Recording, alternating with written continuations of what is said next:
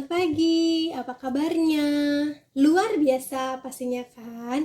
Adik-adik, bagaimana nih seminggu kemarin setelah kita semua belajar online di rumah? Pastinya adik-adik gak kalah semangat dong ya untuk ikut sekolah minggu hari ini, walaupun kita masih sekolah minggu dari rumah. Nah adik-adik, minggu ini itu ceritanya tentang seorang raja Israel.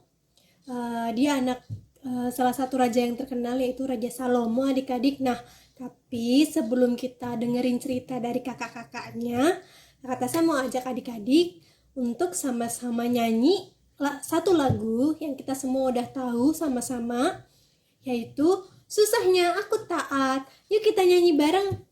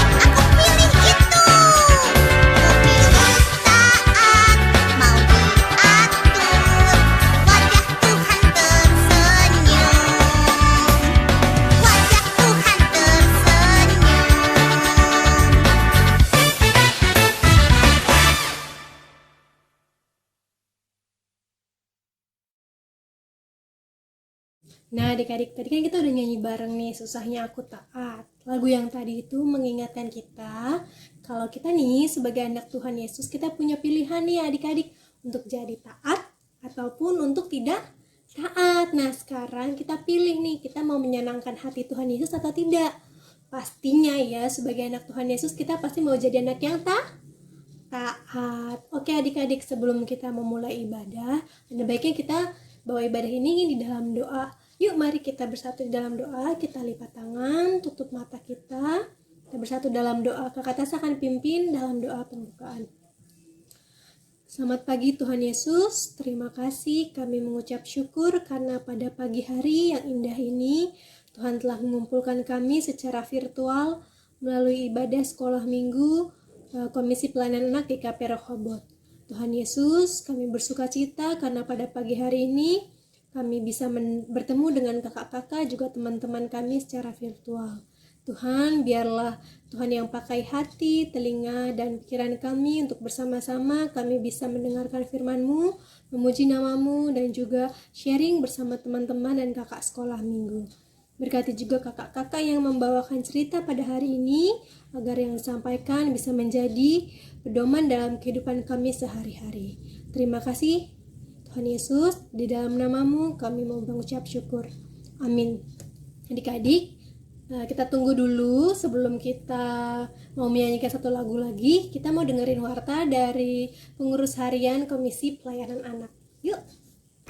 Adik-adik tadi sudah dengar warta kan dari kakak sekolah minggu? Jangan lupa ya dicatat, kemudian diinfokan ke papa dan mama supaya adik-adik juga nggak lupa minggu depan itu kegiatannya apa aja ya. Nah, kita juga akan melanjutkan dengan memberikan persembahan. Kita siapkan dulu adik-adik. Oke, persembahannya bisa disimpan masing-masing, nanti diberikan lewat papa mama ataupun secara virtual. Adik-adik, kita mau nyanyi juga lagu Burung Pipit yang Kecil supaya kita selalu ingat karena Tuhan Yesus tidak hanya memberkati atau menjaga burung pipit yang kecil, tapi juga kita anak-anaknya. Kita akan bawa persembahan kita melalui doa. Jadi kita sikap doa yang baik, kita berdoa. Tuhan Yesus, kami mengucap syukur karena pada pagi hari ini kami masih berkesempatan untuk memberikan persembahan ya Bapa untuk kegiatan di rumah-Mu saja. Bapa di surga, biarlah persembahan ini juga bisa diolah dengan baik, berikan hikmat kepada yang mengelolanya sehingga kegiatan juga bisa berjalan dengan baik melalui ucapan syukur yang kami berikan. Tuhan juga mau berkati tangan-tangan yang memberikannya, biarlah semuanya ini ya Tuhan bisa menjadi hal yang berguna dan menyenangkan bagi Tuhan saja. Terima kasih, di dalam nama-Mu kami berdoa dan mengucap syukur. Amin. Adik-adik, kita akan pisah kelas. Tapi sebelum itu kita mau nyanyi satu buah lagu lagi, lagu baru adik-adik. Nah, nanti adik-adik dengerin dulu judul lagunya BAIK dan TAAT, baik dan taat. Supaya adik-adik selalu ingat untuk menjadi anak yang baik dan taat.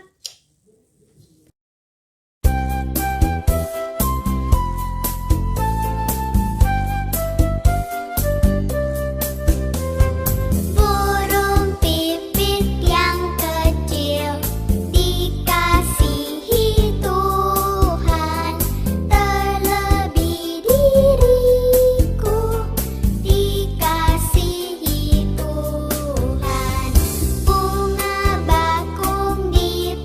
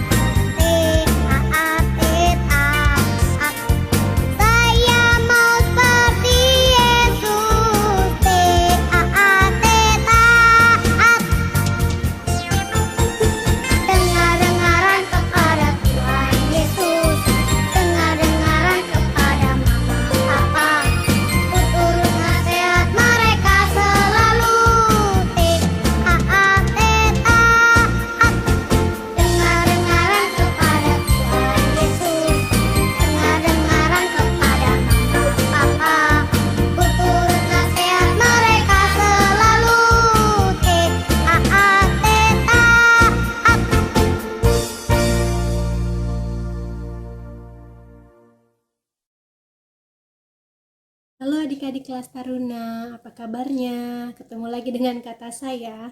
Hari ini kata saya akan membawakan cerita tentang Raja Rehobeam. Dia adalah anak dari Raja Salomo, adik-adik. Nah, sebelum kita mendengarkan firman Tuhan yang disampaikan melalui kata saya, kita siapkan dulu nih Alkitab kita, kemudian alat tulis dan juga buku catatan. Sehingga nanti adik-adik ketika ada tugas dari sekolah, adik-adik bisa mencatat ya.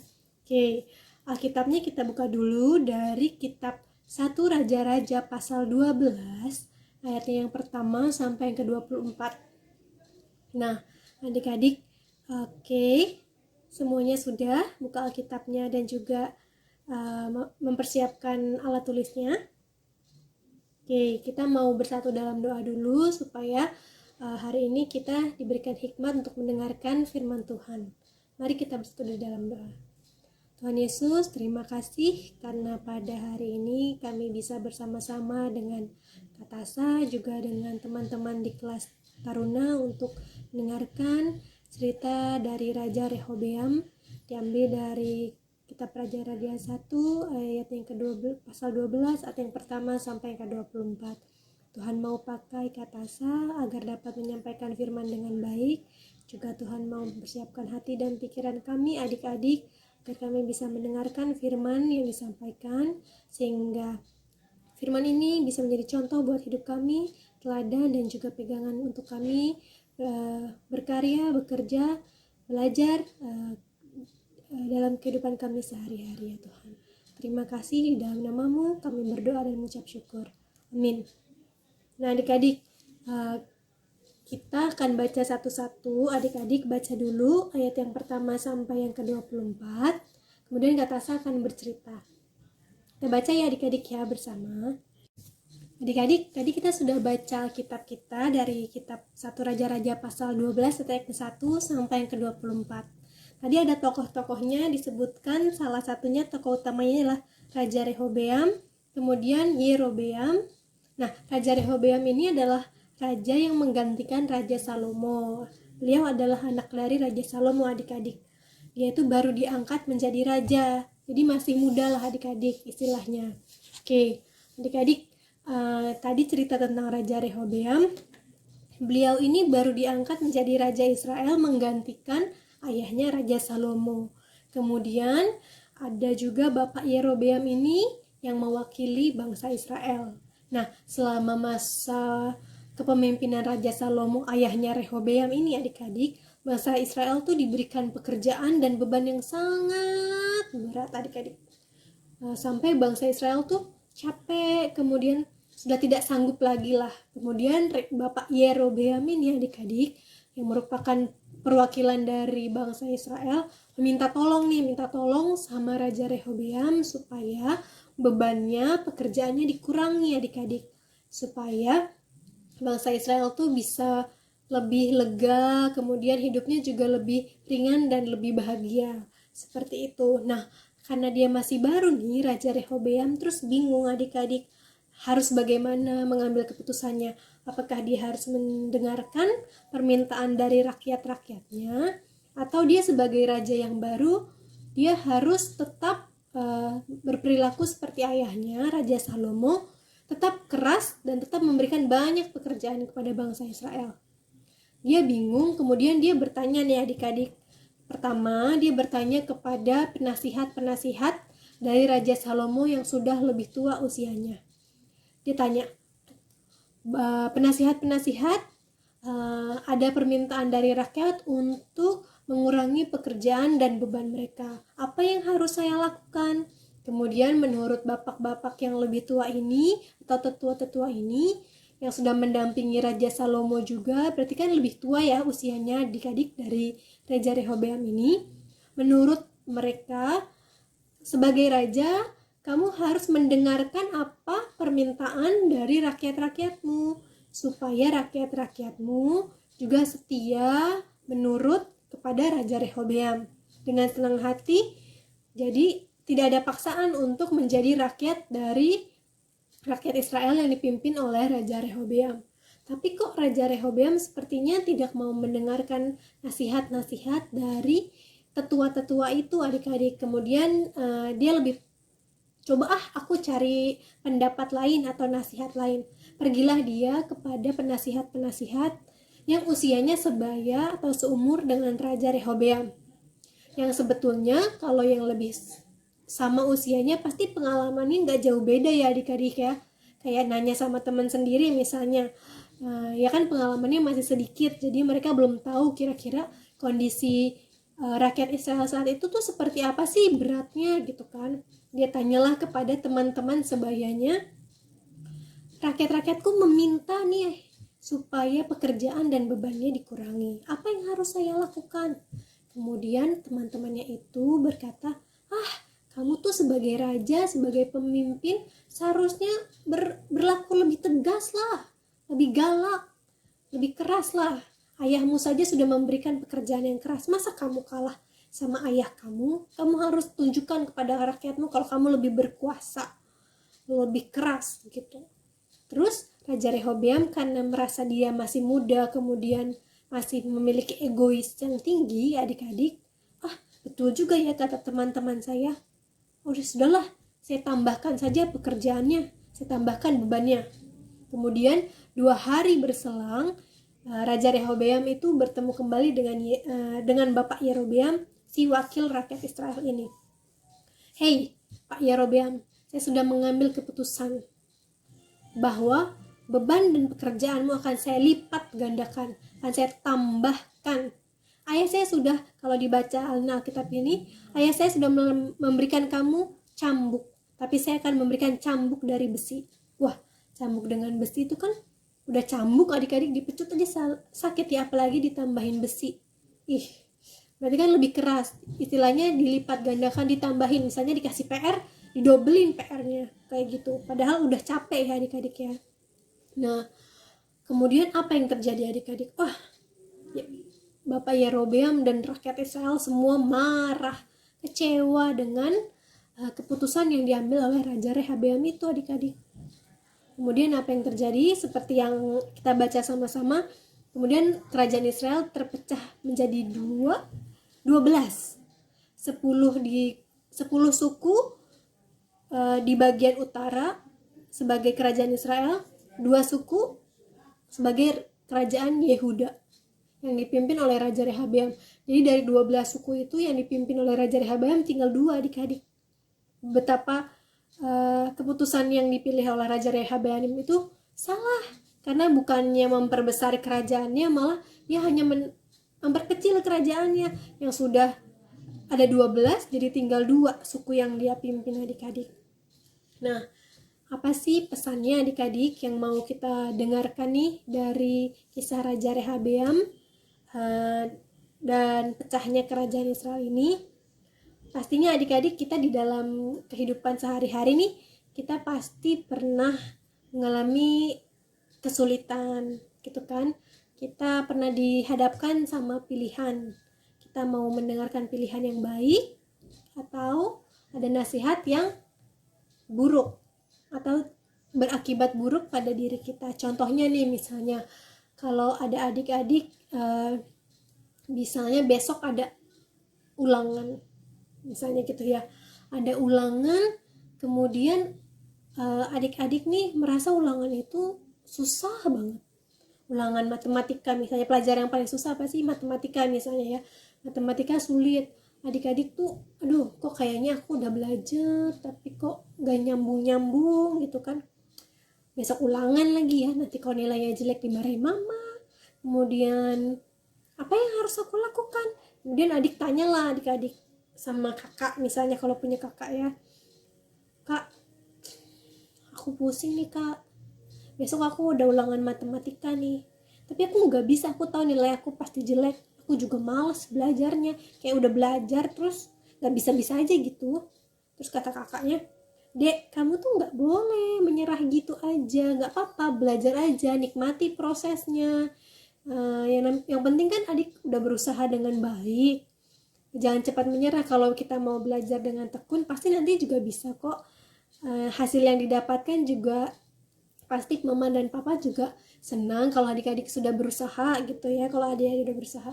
Terus adik Tapi nih ya, nasihat kakak nih, aduh kayaknya sih gak mungkin lah, pokoknya aku belajar juga susah, aku besok pura-pura sakit aja lah, aku pura-pura sakit, terus besoknya adik-adik pura-pura sakit nih. Pada saat mama bangunin, dek bangun dek, yuk kita sekolah, terus adik-adik aduh sakit perut gitu kan. Terus mama kasih ya udah, adek istirahat aja ya di rumah, nanti mama izin. Terus mama keluar dari kamar, adik-adik yes, aku nggak jadi masuk sekolah, nggak jadi ulangan. Senengnya. Terus tiba-tiba nih mama bawain obat, yuk dek adek minum obat, sama kita ke dokter aja ya kalau adek sakit perut gitu ya. Tapi karena adik-adik ngerasa adik-adik sehat, nggak deh mah, nggak apa-apa deh. Kemudian mama tahu adik-adik berbohong. Nah, mama malah lebih marah lagi karena pertama adik-adik bohong. Yang kedua adik-adik udah nggak mau belajar, udah menyerah. Gimana? Malah mama marahnya jadi double ya adik-adik ya. Itulah adik-adik. Padahal kakaknya adik-adik udah kasih tahu kalau misalnya adik-adik udah belajar aja, jujur aja sama papa mama, kalau nanti hasilnya pun kurang memuaskan, tapi kan adik-adik sudah belajar. Nah, tapi adik-adik malah pilih pilihan yang salah. Tentunya kita nggak mau jadi adik-adik yang seperti itu. Kita mau jadi adik-adik yang selalu mendengarkan nasihat yang baik. Ketika ada pilihan baik dan tidak baik, adik-adik selalu menjadi anak yang memilih untuk menjadi baik ya adik-adik. Nah, sekarang gimana sih adik-adik caranya supaya kita tahu nih, yang mana sih kak nasihat yang baik dan mana sih kak nasihat yang buruk? Nah, kalau nasihat yang baik itu adik-adik pasti datangnya dari Tuhan. Datangnya dari Tuhan, gimana kita tahunya? Nasihat yang baik itu pasti mendatangkan hasil yang baik juga adik-adik. Bukan hasil yang memberi kita celaka. Nah, kalau hasil yang buruk gitu ya, nasihat yang buruk pasti hasilnya buruk. Contohnya tadi ketika kita nggak mau belajar dan bohong, mama malah jadi marahnya double. Tapi kalau kita mendengarkan nasihat yang baik, ada kemungkinan juga kita mendapatkan nilai yang baik loh. Nggak ada salahnya kan kalau kita mendengarkan nasihat yang baik. Kemudian kalau adik-adik bingung nih, biasanya kakak Tasa pengalaman kalau misalnya bingung nih milih ada keputusan, kata saya itu biasanya ke kamar dulu adik-adik, berdoa, minta tolong sama Tuhan. Kata-katanya simple banget, misalnya Tuhan hari ini aku mengalami kesulitan, ada 2 pilihan, adik-adik sebutkan pilihannya. Yang satu, aku harus memilih untuk belajar ya Tuhan, tapi pelajarnya susah banget, tapi aku takut. Bisa nggak ya Tuhan berikan hikmat agar aku bisa belajar dengan baik dan besok bisa ulangan mengerjakan dengan baik gitu. Kemudian ada juga pilihan, Tuhan aku susah banget, aku mau tidur aja, semoga besok aku sakit deh Tuhan, supaya aku nggak usah ulangan susulan aja, nanti aku bisa tanya temen deh gitu. Nah, kalau misalnya kita berdoa untuk sakit, itu hasilnya akan bagaimana adik-adik? Hasilnya pasti tidak baik ya adik-adik ya. Pokoknya adik-adik kalau kebingungan, adik-adik berdoa, adik-adik tanya sama Tuhan, kira-kira adik-adik harus memilih yang mana gitu. Oke adik-adik, atau yang terakhir nih, kalau biasanya kita berdoa, setelah berdoa kita ngobrol juga nih. Pasti kan adik-adik di rumah ada papa, mama, oma, ada opa, kemudian ada kakak, misalnya punya kakak sepupu juga nggak apa-apa. Kemudian ada guru, misalnya kalau misalnya mengalami banyak kesulitan dalam memilih, adik-adik bisa tanya sama orang yang lebih berpengalaman. Kenapa? Kayak tadi Raja Rehabeam pun sebenarnya dia bertanya ya kepada penasihat yang lebih tua yang seusia dengan ayahnya, karena mereka lebih memiliki banyak pengalaman dari kita yang lebih muda gitu. Jadi tidak ada salahnya adik-adik bertanya kepada orang lain. Siapa tahu pertanyaan kita itu menghasilkan nasihat yang baik juga. Oke adik-adik, sudah dengarkan cerita tentang Raja Rehabeam. Semoga adik-adik bisa mendengarkan nasihat dan juga bisa memilih nasihat-nasihat mana yang baik untuk kehidupan adik-adik ke depannya. Oke, kita mau baca juga, buka lagi Alkitabnya, karena kita ada ayat hafalan nih adik-adik. Dari Amsal pasal 19, Amsal pasal 19 ayatnya yang ke-20. Amsal 19 ayat 20.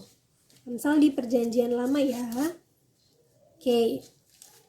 Sudah ya adik-adik, Kakak Tasa akan bacakan ayat hafalannya. Dengarkanlah nasihat dan terimalah didikan, supaya engkau menjadi bijak di masa depan. Wah, bagus banget nih adik-adik. Amsal 19 ayat 20, dengarkanlah nasihat dan terimalah didikan, supaya engkau menjadi bijak di masa depan. Jadi, kita harus mau mendengarkan nasihat. Oke, kemudian kita mau berdoa untuk bertanya kepada Tuhan, kira-kira nasihat mana yang lebih baik atau yang terbaik untuk kehidupan kita. Dan jangan lupa tanya sama orang yang lebih berpengalaman. Oke adik-adik, sekolah minggu kita, firman kita sudah sampai di sini saja adik-adik. Semoga firman ini bisa menjadi berkat juga, selalu teladan untuk adik-adik berkegiatan ke depannya. Yuk adik-adik, kita mau menutup ibadah kita hari ini. Kita satu dalam doa. Mari kita berdoa. Tuhan Yesus yang baik, terima kasih karena pada hari ini kami bisa mendengarkan firman-Mu. Biarlah ya Bapa, kami sebagai anak-anak-Mu, walaupun kami masih kecil ya Tuhan, kami bisa mengandalkan Engkau dalam kami mengambil keputusan ya Bapa. Biarkanlah ya Tuhan, berikan kepekaan hati, telinga kami, berikan hikmat untuk kami juga bisa memilih ya Bapa, nasihat-nasihat yang datangnya dari Engkau saja, sehingga apa yang kami ambil keputusan-keputusannya bisa menjadi berkat untuk kehidupan kami, kehidupan orang lain yang ada di sekitar kami juga ya Bapa. Tuhan berkati kegiatan kami selanjutnya, kegiatan kami seminggu ke depan. Biarlah ya Bapa, berikan juga kesehatan kepada keluarga kami dimanapun kami berada, juga teman-teman kami di sekolah minggu. Terima kasih ya Tuhan, di dalam nama-Mu saja kami berdoa dan mengucap syukur. Amin. Terima kasih adik-adik, selamat hari Minggu, sampai jumpa.